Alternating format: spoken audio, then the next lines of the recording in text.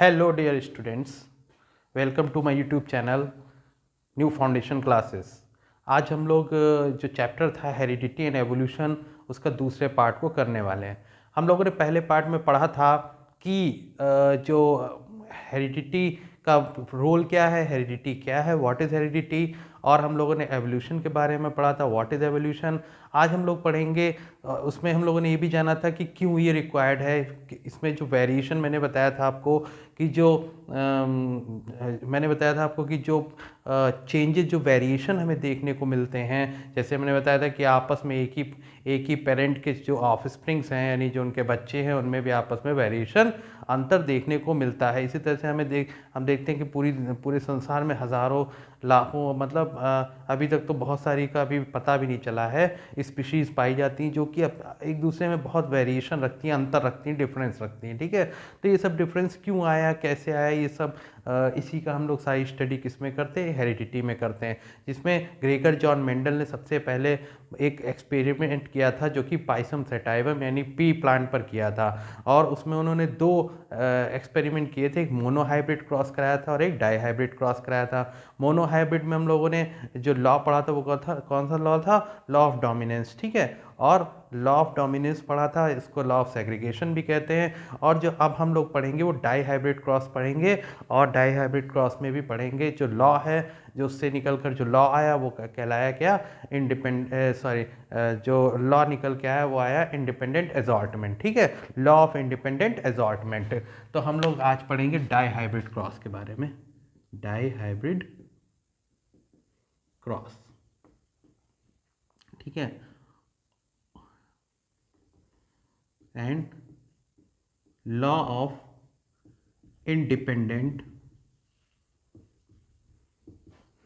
Assortment. ठीक है, तो डाई हाइब्रिड क्रॉस का मतलब कि डाई का मतलब इसमें दो कैरेक्टर लिए गए थे। ठीक है, तो दो कैरेक्टर कौन कौन से थे, देखिए हम यहीं से स्टार्ट भी कर रहे हैं। तो एक कैरेक्टर उन्होंने, मतलब दो कैरेक्टर लिए। एक तो सीड, कौन कौन सा था, सीड कलर और सीड डिजाइन। सीड कलर और सीड डिज़ाइन, ये दो दो उन्होंने कैरेक्टरिस्टिक्स लिए थे। अब देखिए सीड कलर और सीड डिज़ाइन में जो उन्होंने सीड कलर लिया था, अब देखिएगा यहाँ से, यहाँ इसको मैं लिखता भी जाऊँगा, ये फिनोटाइप, फिनोटाइप। ठीक है, जो उसका फिनोटाइप था वो क्या था, देखिए जो उन्होंने लिए थे सीड कलर, तो सीड कलर कौन से थे, और सीड डिज़ाइन, तो एक सीड डिज़ाइन था राउंड, इसको बहुत अच्छे से समझ लीजिएगा, round and yellow, round and yellow, और दूसरा था रिंकल्ड एंड ग्रीन।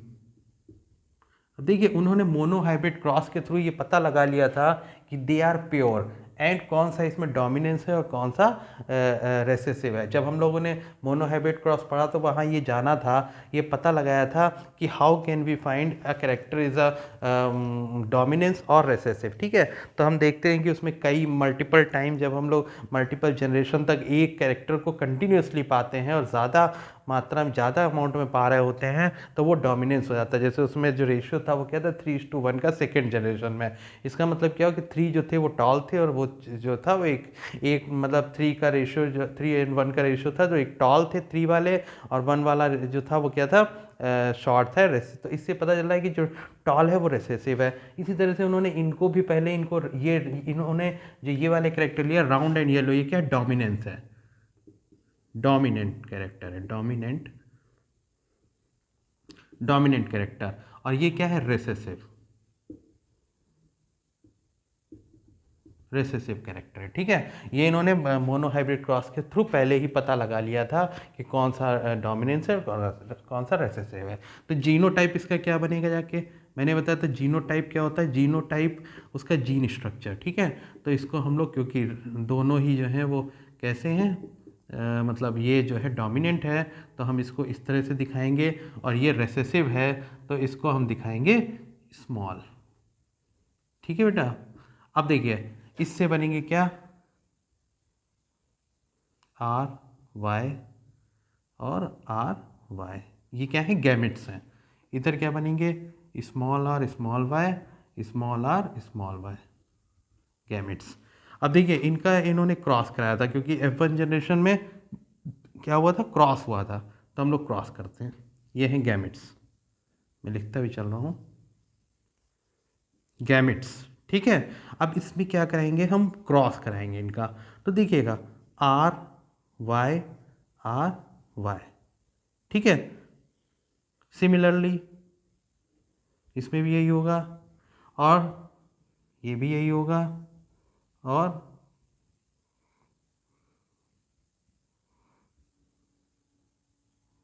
एक मिनट, अच्छा ठीक है, तो ये भी यही होने वाला है, रुक जाए, अच्छा ठीक है, चलिए कोई बात नहीं।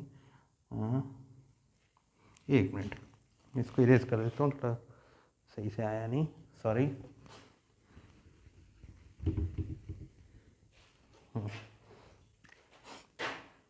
देखिए आर आर वाई वाई, ठीक है, फिर R R Y Y, R R Y Y. आप देख सकते हैं एक जैसा जीनोटाइप है, ठीक है ना, सिमिलर, एक जैसा जीनोटाइप। तो जो एक जैसा जीनोटाइप उनको मिल रहा है, ये क्या है, F1 जनरेशन है, F1 जनरेशन। F1 जनरेशन को हमने क्या एक नाम और दिया था, जिसका नाम था क्या, फर्स्ट फीलियल जेनरेशन, ठीक है, फर्स्ट फीलियल जनरेशन। अब उन्होंने पाया कि फर्स्ट फीलियल जनरेशन में, क्योंकि लॉ ऑफ डोमिनेंस काम कर रहा था, यहाँ भी लॉ ऑफ डोमिनेंस काम करेगा, तो क्या होगा, जो सारे प्लांट्स थे, ये सारे के सारे प्लांट कैसे थे, round and yellow, round and yellow. अब इसको उन्होंने क्या किया, सेल्फ पोलिनेट कराया। तो सेल्फ पोलिनेशन मैंने बताया था कि अब इससे जो बनेंगे, जो जीन बने, जो गैमेट बनेंगे, वो यहाँ पे मैं लिखता हूँ अब इसको सेपरेट, ठीक है। बच्चा पार्टी ध्यान से समझ लीजिएगा, बहुत आसान है, क्योंकि कुछ इस तरह से हम बना लेंगे। अब देखिए गैमेट्स, ऑब्वियसली गैमेट्स एक जैसे ही बनने वाले हैं, तो क्या बनेंगे, आर वाई बनेगा एक, ठीक है, आर स्मॉल वाई बनेगा, और स्मॉल आर कैपिटल वाई, और small R small Y. Similarly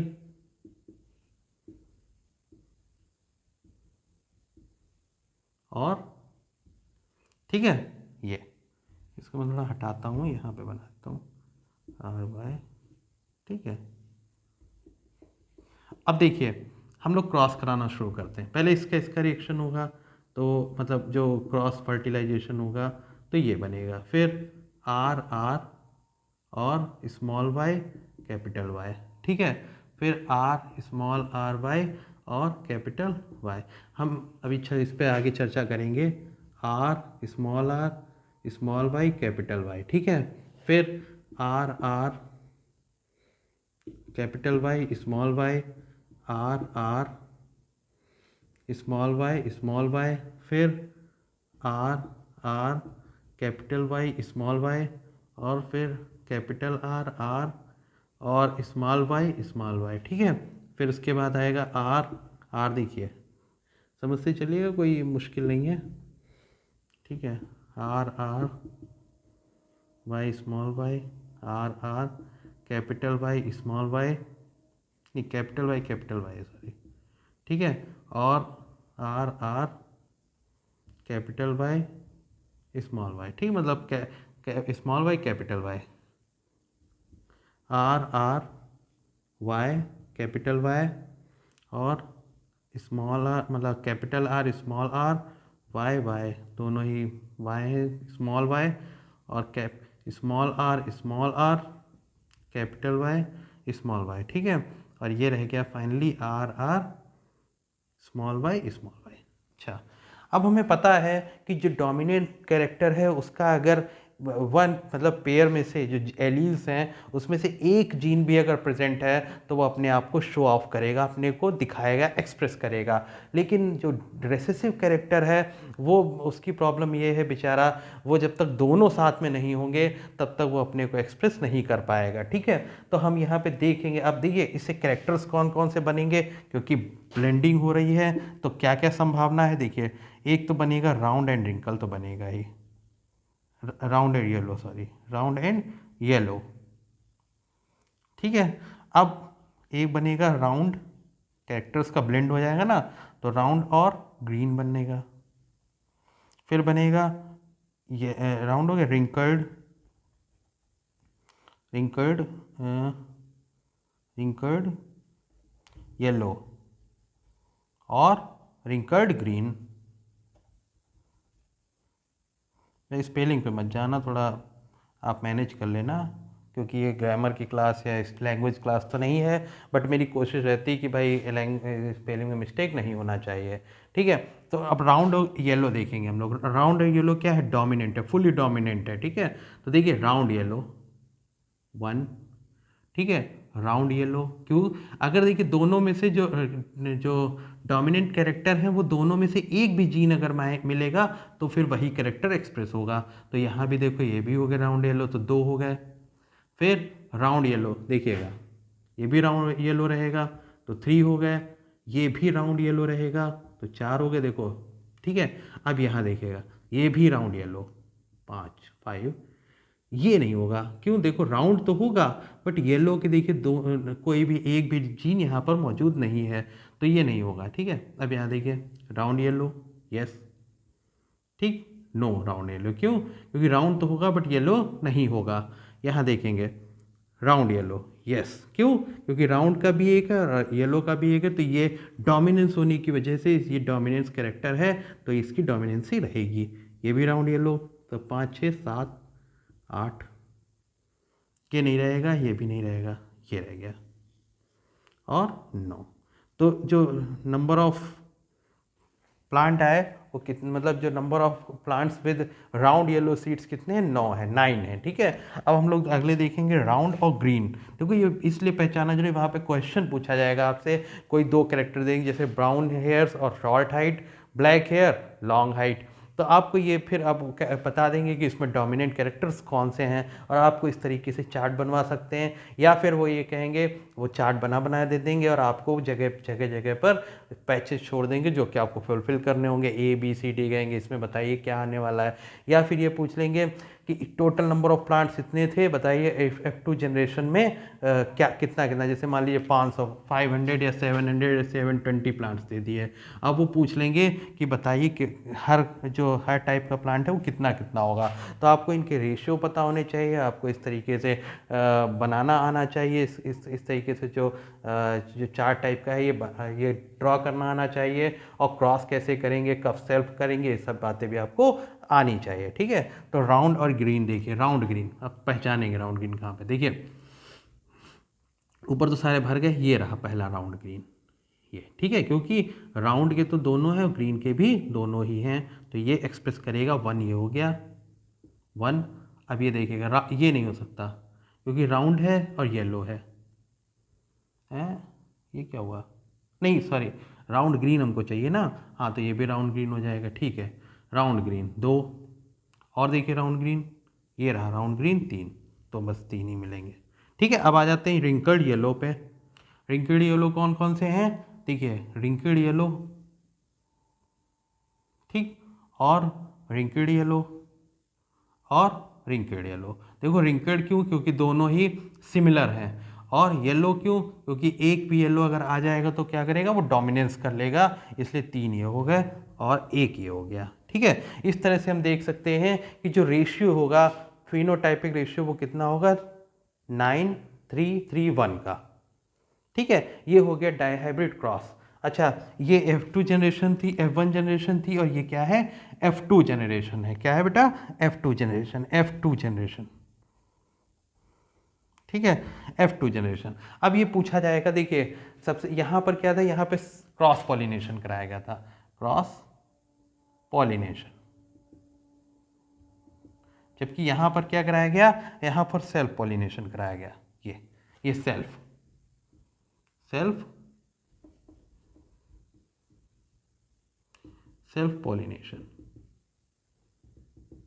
pollination, ठीक है।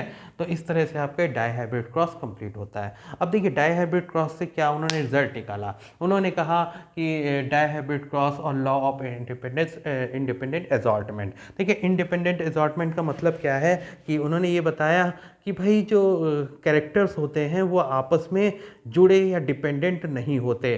जैसे कि ये कोई कंपलसरी नहीं है कि जो लंबी हाइट वाला है उसके ही बाल काले होंगे, ऐसा कुछ ज़रूरी नहीं है। या ये भी ज़रूरी नहीं है कि शॉर्ट वाला है उसके बाल ब्राउन होंगे, या शॉर्ट वाला ज़्यादा इंटेलिजेंट होगा लॉन्ग वाला, मतलब ऐसा कुछ भी नहीं होता। कैरेक्टर्स आर नॉट इंटरलिंक्ड और जॉइंट और depend on each other, they can express itself independently. ये अगर इंडिपेंडेंट नहीं होते तो ये वाला आता ही नहीं, राउंड के साथ ग्रीन नहीं आता और रिंकल्ड के साथ येलो नहीं आता, क्योंकि अब यहाँ से करेक्टर अलग हो गए ना। हम लोगों ने शुरुआत में तो राउंड येलो लिया था और रिंकल्ड ग्रीन लिया था, लेकिन यहाँ पे क्या हो गया, क्रॉस भी हो गया, कैरेक्टर्स चेंज हो गए, बदल गए, ठीक है। तो जब ये कैरेक्टर्स बदल जाते हैं तो फिर वहाँ पर इसका मतलब ये हो गया कि the characters are independent from each other, वो किसी पर भी डिपेंड नहीं है। इसी को कहा गया क्या, लॉ ऑफ इंडिपेंडेंट असॉर्टमेंट। बात समझ में आई कि नहीं आई? ऑफ कोर्स आई होगी, क्योंकि ये बहुत आसान चीज़ थी। आप अगर चाहें तो स्क्रीनशॉट ले सकते हैं, क्लियर है, समझ में आ रहा होगा। जो समझ में ना आए आप कमेंट बॉक्स में डालें, मैं उसको ज़रूर शॉर्ट आउट करूँगा, ठीक है। आई थिंक ये ख़त्म हो गया, आपको समझ में आ जाना चाहिए। हटाऊँ? ठीक है।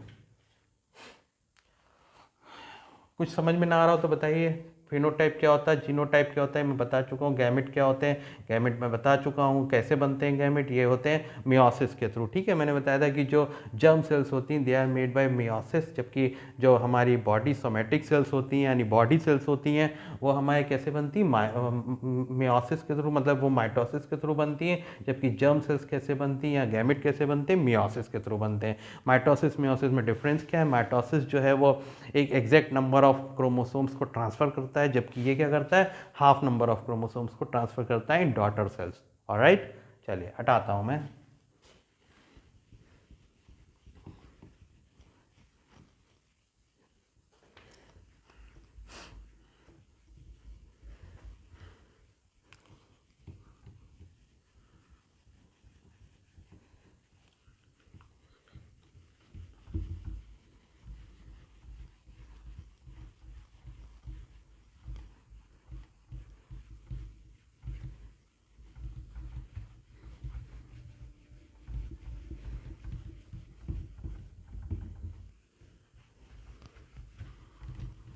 चलिए अब देखिए मैं थोड़ा सा डीएनए वगैरह के बारे में बता चुका हूँ, एक बार और रिवीजन कराता हूँ। ह्यूमन की अगर बात करेंगे, देखिए ह्यूमन की कुछ चीज़ें और बताता हूँ, आ जाता है तो बता ही दे रहा हूँ। क्रोमोसोम्स, आपको पता है कि क्रोमोसोम्स जो होते हैं, chromosomes are the carrier of the information जो कैरेक्टर्स हैं, कैरेक्टर्स टर्स होगा, ठीक है, टर्स। Anyways, chromosomes are the carrier of the information, carriers of information from parents to offsprings, ठीक है, पेरेंट्स टू ऑफस्प्रिंग्स, ठीक है। इन्हें प्रोजेनी भी कहते हैं, प्रोजेनी मतलब ऑफस्प्रिंग या अगली जनरेशन्स को क्या कहते हैं, प्रोजेनी भी कहेंगे, ठीक है। अच्छा, ये हो गया। अब क्रोमोसोम्स होता क्या, देखो क्रोमोसोम जो है वो एक डीएनए, आपको पता है डबल हेलिकल स्ट्रक्चर कुछ ऐसा होता है डीएनए का, मतलब आप ऐसे करके कुछ ऐसा होता है। रुकिए फिर से बनाता हूँ मैं, लेट्स ट्राई टू मेक कुछ ऐसा होता है, ठीक है। ऐसे ऐसे करके कोड ये जुड़े रहते हैं आपस में, ठीक है, कुछ ऐसा है। और यहीं पर बीट्स लाइक स्ट्रक्चर होते हैं जिन्हें बोलते हैं हिस्टोन प्रोटीन्स। मतलब ये कुछ सही बना नहीं, मतलब वो कवर्ड किए होते हैं ऐसे ऐसे करके, जैसे ये हिस्टोन प्रोटीन है तो कुछ ऐसा होता है, ऐसे करके, ठीक है, कुछ इस तरह से उसको बीच में कवर किया होता है, ठीक है। तो बढ़िया बन नहीं पाया, बट आपको समझना है, वो आप समझ सकते हैं कि ये होता है डीएनए, ये डीएनए वाला पार्ट है। तो डीएनए प्लस हिस्टोन प्रोटीन, ठीक है, ये मिलकर बनाते हैं क्या, डीएनए प्लस हिस्टोन प्रोटीन मिलकर बनाते हैं जीन, एक जीन। ये नहीं कि ये मतलब ये क्रोमोसोम होगा पूरा, ये मतलब पूरा सेट होगा इस तरह से, ये पूरा क्रोमोसोम है, और इसमें जो एक हिस्सा है ये वाला, इसको कहेंगे हम जीन, ठीक है। यही जीन रिस्पॉन्सिबल होता है हर एक कैरेक्टर के लिए, हर एक जीन रिस्पॉन्सिबल है, एक कैरेक्टर एक जीन के इक्वल, ठीक है। यानी एक जीन, जैसे हाइट का जीन अलग होगा और इंटेलिजेंस का जीन अलग होगा, कलर कॉम्बिनेशन का मतलब कलर जो कॉम्प्लेक्सन है उसका अलग जीन होगा, और स्ट्रेंथ का जीन अलग होगा, हाइट का जीन, मतलब सारे जीन्स अलग अलग होते हैं। मतलब हमारे मतलब मिलियंस ऑफ कैरेक्टर्स हैं, मतलब आपको पता नहीं है, बट हम लोग तो ऊपर से थोड़े ही कैरेक्टर समझते हैं, लेकिन इसमें बहुत सारे हमारे अंदर कैरेक्टर्स होते हैं, उनके लिए अलग, मिलियंस नहीं, मतलब वो निकल गया मुँह से, बट मिलियंस नहीं, लेकिन हाँ कैरेक्टर्स, काफ़ी सारे कैरेक्टर्स होते हैं, उनके लिए सब रिस्पॉन्सिबल जीन होता है अलग अलग। और इसी जीन में जो कोडिंग होती है, मतलब ये कोड होता है, कोड कैसे बनता है देखिए, चार प्रकार के, चार जो है वो नाइट्रोजनस सब्सटेंस हैं, जिन्हें बोलते हैं हम एडिनोसिन, ग्वानिन या ग्वानाइन, थाइमिन और साइटोसिन, ठीक है। तो ए जी टी सी ऐसे ये आपस में मिले होते हैं, और इससे बनती है कोडिंग, इससे बनती है कोड, इन्हीं से कोड बनते हैं, मतलब इनके अरेंजमेंट जैसे होंगे उस हिसाब से कोड बनेगा, और वही कोड ट्रांसफ़र होगा कहाँ पर, नेक्स्ट जनरेशन में, और वहाँ पर आपको पता है कि डीएनए जो है वो कोड लेकर पहुँचेगा, और वहाँ पर आरएनए जो होगा वो इन्फॉर्मेशन को लेकर कहाँ पर जाएगा, राइबोसोम्स पर जाएगा। राइबोसोम्स आपको पता है एंडोप्लाज्मिक रेटिकुलम जो रफ वाला होता है, दो होते हैं ना, SER यानी स्मूथ ER और रफ ER। रफ ER पर राइबोसोम्स होते हैं, और वही राइबोसोम्स पर प्रोटीन का सिंथेसिस होता है। जैसे प्रोटीन्स हमारे अंदर बन रहे होते हैं, हमारे अंदर गुण वैसे ही आते हैं। लेकिन मैं पहले ही बता चुका हूँ कि सिर्फ और सिर्फ जीन्स पर सारी चीज़ें डिपेंड नहीं है, हमारे एनवायरमेंटल फैक्टर जो होगा उस पर भी चीज़ें डिपेंड करेंगी। ऑलराइट, ठीक है। तो ये कुछ पॉइंट्स से और चीज़ें बता देता हूँ। तो क्रोमोसोम्स कितने होते हैं टोटल, 23 पेयर्स होते हैं इन ह्यूमन, सब में अलग अलग होते हैं, बट हम लोग ह्यूमन के रेफरेंस में जानेंगे। 23 पेयर्स होते हैं, जिसमें आपको पता है कि 22 तो इक्वल होते हैं, 22 पेयर्स जो होते हैं वो सेम होते हैं मेल एंड फीमेल में, बट जो मेल होता है ये मेल हो गया, और ये हो गया फीमेल, ठीक है, सॉरी मेल फीमेल। तो 22 पेयर्स तो सेम हो गए, लेकिन जो लास्ट वाला है 23rd वाला पेयर, ठीक है, 23rd वाला पेयर, ये क्या होता है, इसमें XY होता है, जबकि यहाँ पर क्या होता है XX होता है। ये आपको वेरी वेल नोन है, और बस यहीं से कहानी बनती है कि अगर X जो है वह X के साथ मिलेगा तो बेबी जो है वो गर्ल चाइल्ड होगी, और Y अगर X के साथ मिलेगा तो बेबी क्या होगा, बॉय होगा। फिर यहाँ पर देखिए, मतलब XX दोनों ही यहाँ X से ही करा देते हैं, ठीक है। तो XX और XY। तो आप देख सकते हैं कि जो जो रेशियो है वो क्या है, 50-50 का रेशियो है, क्या है, 50-50 का रेशियो। देखिए 50-50 बन रहा है, 50-50 का रेशियो नहीं 1:1 का रेशियो आ रहा है। तो इससे ये पता चलता है कि भाई जो समाज में जो लड़के और लड़कियों का संख्या है वो कैसी होनी चाहिए, समान होनी चाहिए, इक्वल होनी चाहिए। लेकिन ऐसा नहीं है, आपको पता है कि जो हमारे यहाँ जो रेशियो है, सेक्स रेशियो है, वो कितना है, 943 आउट ऑफ 1000 मेल्स, मतलब महिलाओं की संख्या इतनी है, पुरुषों पर इतने 1000 पुरुषों पर 943 है। सबसे ज़्यादा रेशियो कहाँ पर है, केरला में, सबसे अच्छा रेशियो जो है वो केरला में है, लगभग 1083 1000 पे, ठीक है, केरला में है। अगर हम उसमें बात करेंगे तो लक्षद्वीप, किसमें, यूनियन टेरिटरीज में, तो लक्षद्वीप, स्पेलिंग पता नहीं क्या सही है कि गलत है, द्वीप ऐसे होता है, ठीक है। तो लक्षद्वीप जो होता है वहाँ पर यूनियन टेरिटरीज की बात करेंगे तो वहाँ पर सबसे ज़्यादा महिलाओं की संख्या है, पुरुषों से ऊपर है, मतलब उसका जो रेशो है अच्छा रेशो है। और अगर कम से कम बात करेंगे तो बिहार में सबसे कम है, राज्यों स्टेट्स की बात करेंगे बिहार में सबसे कम है, सॉरी सबसे ज़्यादा जो है वहाँ है क्या नाम उसका, केरला में, लेकिन सबसे कम कहाँ है, हरियाणा में है, ठीक है। खैर ये तो बाहर की बातें थी, आपके मतलब की बातें नहीं है। तो यहाँ पे फिर से समझ लो 23 पेयर ऑफ क्रोमोसोम्स, टोटल 46 होते हैं, और 46 में 22 पेयर्स आर इक्वल, यानी 44 इक्वल होते हैं। लेकिन 45 और 46 जो है वो एक्स वाई यहाँ पर होता है, जबकि यहाँ पर एक्स एक्स होता है। और जब इन इस तरह से आप समझ ही गए हो कि फिर गैमेट फॉर्मेशन होगा, जब गैमेट फॉर्मेशन होगा तो आधा हिस्सा ऐसे, देखिए गैमेट फॉर्मेशन होगा तो क्या होगा ये भी समझ लो जरा। देखिए हमें पता है कि 23 पेयर्स हैं, यानी कि टोटल जब गैमेट फॉर्मेशन होगा तो क्या होगा, यहाँ पे टोटल है 46, ऐसे समझ लो 46, ठीक है। अब गैमेट फॉर्मेशन होगा मेल में, मेल तो क्या होगा, देखिए 23 एक गैमेट में जाएंगे +1, 22 +1, ठीक है, यानी ये x होगा। और दूसरा गैमेट क्या बनेगा, 22 + y, तो टोटल 44 46, तो ये गैमेट फॉर्मेशन इस तरह से हुआ। इसी तरह से अगर फीमेल की बात करेंगे तो वहाँ भी 46 टोटल है। फीमेल जब होगी तो उसमें जो बनेगा वो देखिए 22 + x और 22 + x क्रोमोसोम बनेंगे। और ये किसके थ्रू होंगे, मैंने पहले ही बताया, यहाँ पे होगी मियोसिस। क्या होगी बेटा, मियोसिस, ठीक है। आप देखो यहाँ पे जब कॉम्बिनेशन बनेगा तो 22 सेम है, ये 44 हो गया और बन गया XX, ठीक है। फिर इसका अगर इससे हो जाएगा तो भी ये 22 यानी टोटल 44 + x। अब ये क्या हो जाएगा, XY, और यहाँ भी XY। तो उस पॉइंट ऑफ व्यू से देखेंगे तो 50-50 का चांसेस रहता है मेल और फीमेल होने का।